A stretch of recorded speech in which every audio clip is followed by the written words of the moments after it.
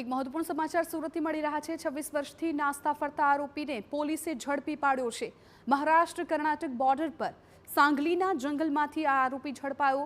લૂંટ, દુષ્કર્મ અને છેડતી જેવા ગુનામાં વોન્ટેડ હતો આરોપી। પોલીસે આરોપીને પકડવા વેશ પલટો કરી વોચ ગોઠવી હતી। 2003માં પર્વત ગામમાં લૂંટને અંજામ આપી દુષ્કર્મ આચર્યું હતું। સાંગલીમાં પણ આરોપી વિરુદ્ધ નોંધાયેલો છે હત્યાનો ગુનો। સુરતના ફરાર ટોપ 16 ઇનામી આરોપીની યાદીમાં આ આરોપી હતો સામેલ।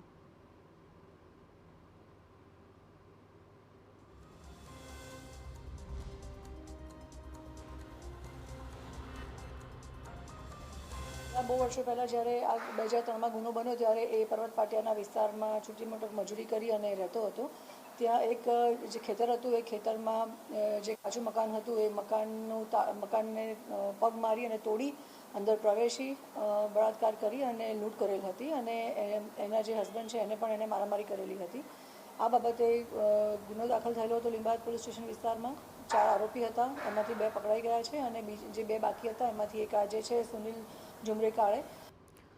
તો આરોપી 26 વર્ષથી નાસ્તો ફરતો હતો કે જેને ઝડપી લેવામાં આવ્યો છે। મહારાષ્ટ્ર સાંગલીના જંગલમાંથી આરોપી પકડાઈ ગયો છે। આ આરોપી વિરુદ્ધ અગાઉ પણ અનેક ગુના દાખલ થઈ ચૂક્યા છે।